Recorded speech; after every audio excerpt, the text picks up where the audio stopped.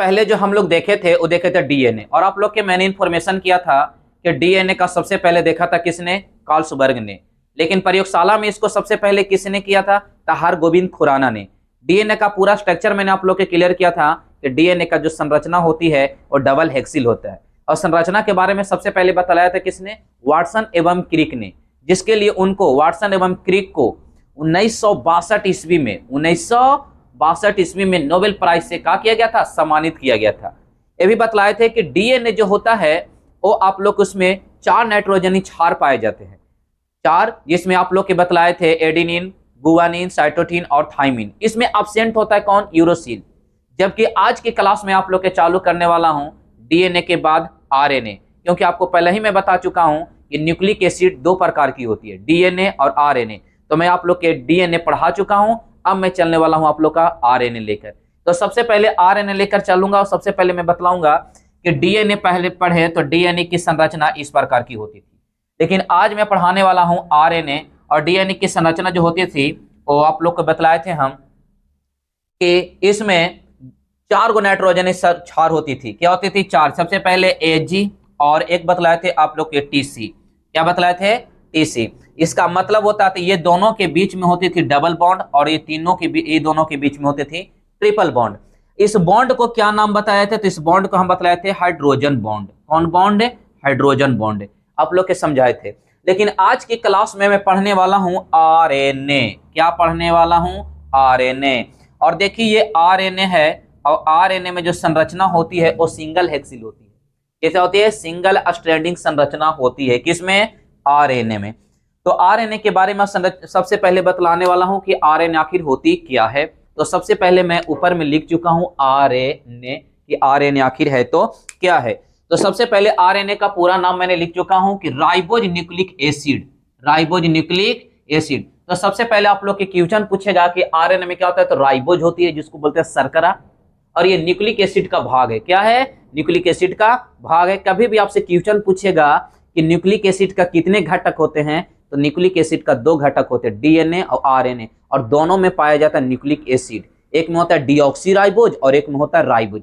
तो आरएनए का पूरा फुल फॉर्म होता है राइबोज न्यूक्लिक एसिड। क्या होता है, राइबोज न्यूक्लिक एसिड। उसके बाद मैंने बतलाया कि आरएनए की जो संरचना होती है, आरएनए की जो संरचना होती है यानी स्ट्रक्चर जो इसका होती है, आरएनए का जो स्ट्रक्चर होती है इसकी सिंगल स्ट्रक्चर होती है। मैंने पहले ही बता चुका हूं इसकी स्ट्रक्चर जो होती है वो बिल्कुल क्या होती है, सिंगल स्ट्रक्चर होती है। उसके बाद मैंने बतलाया कि इसमें कौन राइबोज पाया जाएगा, तो याद रखिए इसमें राइबोज शुगर पाया जाता है, इसमें राइबोज शुगर पाया जाता है। शुगर का हिंदी में हम लोग बोलते हैं शर्करा, या इसको कार्बोहाइड्रेट भी कहा जाता है। तो याद रखना इसमें क्या होता है, तो राइबोस कहा जाता है, राइबोस शुगर पाया जाता है। इसके बाद लिखा है कि आरएनए में प्रोटीन का निर्माण, या लिख सकते हैं आरएनए में प्रोटीन का निर्माण या संश्लेषण होता है। किसमें, तो आरएनए में। आप लोग के पहले भी मैं बता चुका हूं यहाँ पे कि प्रोटीन का निर्माण कैसे होता है।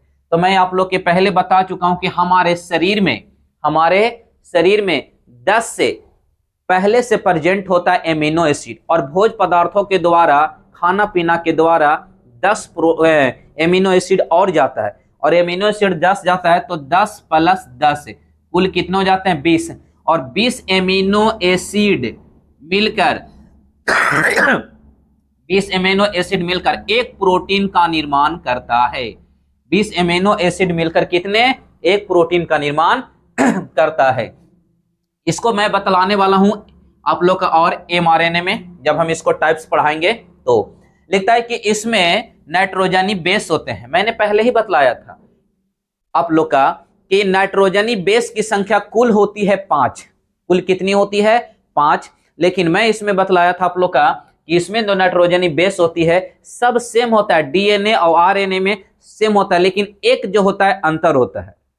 डीएनए में प्रेजेंट होता है थाइमिन, जबकि आरएनए में थाइमिन के जगह पर प्रेजेंट होता है यूरोसिल। क्या होता है, यूरोसिल प्रेजेंट होता है। तो मैंने आप लोग के इसमें लिख चुका हूं, इसमें बोलता है कि इसके नाइट्रोजनी बेस में एडेनिन, गुआनिन, साइटोसिन का समझे, और साइटोसिन होते हैं, किंतु थायमिन के स्थान पर, किसके स्थान पर, इसलिए मैंने लिख चुका हूं, थायमिन के स्थान पर क्या प्रेजेंट होती है, यूरोसिल। क्या प्रेजेंट होती है, यूरोसिल प्रेजेंट होती है। क्या समझे, ये था आप लोग का। अब मैं इसके बाद पढ़ाने वाला हूं कि आरएनए कितने प्रकार के होते हैं। आरएनए कितने प्रकार के होते हैं, तो आरएनए 3 प्रकार की होती है। आरएनए कितने प्रकार के होते हैं, तो आरएनए 3 प्रकार के होते हैं। चलिए मैं तीनों प्रकार के आप लोग का बांटने की कोशिश करता हूं।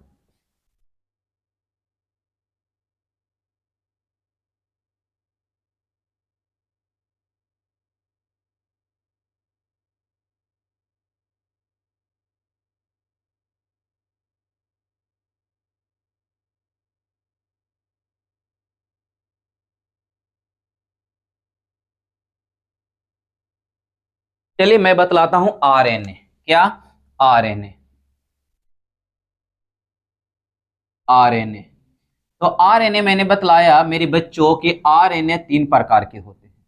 कितने प्रकार के होते हैं, 3 प्रकार के होते हैं। और 3 प्रकार के कौन कौन होते हैं, मैं आप लोग के सबसे पहले बतलाने वाला हूं M R N A, M R N A. दूसरा होता है T R N A, T R N A. और तीसरा होता है आर आर एन ए। तो आर एन ए क्वेश्चन कभी कल आपको पूछेगा कि आर एन ए कितने प्रकार के होते हैं, आर एन ए कितने प्रकार के होते हैं, तो आप एकदम सर्टिफाइड होके मारिएगा आर एन ए 3 प्रकार के होते हैं। सबसे पहले क्या, एम आर एन ए।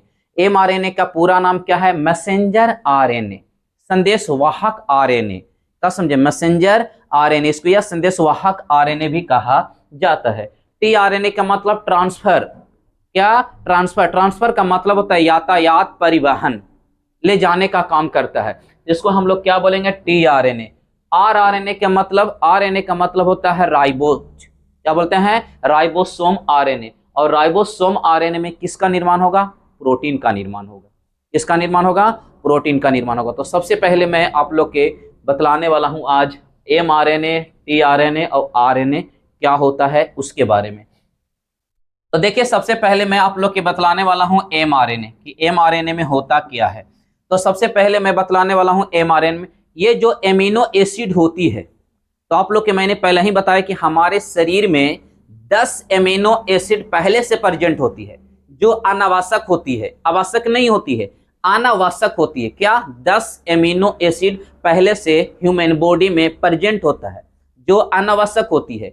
परंतु 10 एमिनो एसिड ऐसे होते हैं जो भोजन पदार्थ के द्वारा हमारे शरीर में प्रवेश करता है, भोजन पदार्थ के द्वारा हमारे शरीर में प्रवेश करता है। जब वो हमारे शरीर में प्रवेश करेगा तो ये जो एमआरएनए है वो क्या करेगा, 10 एमिनो एसिड को पकड़ने का काम करेगा। क्या करेगा, पकड़ने का काम करेगा। जैसे ही ये क्या करेगा, एमिनो एसिड को पकड़ेगा और एमिनो एसिड को पकड़ के यानी संदेश को पहुंचाकर, क्या समझे, और पकड़ कर क्या करेगा, इसको खबर करेगा, किसको, टीआरएनए को। इसको खबर करेगा टीआरएनए को और कहेगा कि आओ मेरे पास क्या है, एमआरएनए कहेगा कि प्रोटीन एमिनो एसिड आ गया। समझे, तो ये क्या करता है, एमिनो एसिड को पहचान कर उसे क्रम में सजाने का काम करता है। ये क्या करेगा, एमिनो एसिड को, किसको, एमिनो एसिड को, एमिनो एसिड को पहचान कर क्रम में सजाने का कार्य करता है। चलिए बहुत अच्छा, सजाने का कार्य करता है। ये हो गया किसका काम, एमआरएनए का हो गया। अब इसके बाद टीआरएनए क्या करेगा, टीआरएनए करेगा कि जो 10 एमिनो एसिड है, 10 जो एमिनो एसिड है उसको क्या करेगा, ये अपने पास से क्या करेगा, आरआरएनए के पास लेके जाएगा। यानी यातायात का काम करता है, परिवहन का काम करता है, ये साधन ले जाने का काम करता है। कौन, टीआरएनए। तो क्वेश्चन कभी कल आप लोग के पूछेगा टीआरएनए का काम क्या है, तो टीआरएनए का काम करेगा, परिवहन करने का काम करेगा, ट्रांसफर करने का काम करेगा। जो क्रम में सजाया हुआ रहता है उसको एक जगह से दूसरी जगह ले जाने का काम करता है। तो यह यातायात का कार्य करता है। और यह यातायात का कार्य करेगा, तो यातायात कार्य करने के बाद में याद रखना क्या करेगा, किसके पास ले जाएगा, एमिनो एसिड को आरएनए के पास। किसके पास, आरएनए के पास। अब इसके पास ले जाएगा, ये क्या करेगा, एमिनो एसिड मिलाकर प्रोटीन का निर्माण करेगा। किसका निर्माण करेगा, प्रोटीन का निर्माण करेगा। आई होप कि आपको तीनों अच्छा से समझ में आ गया होगा। अगर नहीं आ रहा तो फिर हम प्रयास करेंगे आपको समझाने का। क्या समझे, तो आगे सबसे पहले इसका स्क्रीनशॉट लें, फिर उसके बाद मैं आपको और समझाने की कोशिश करता हूं।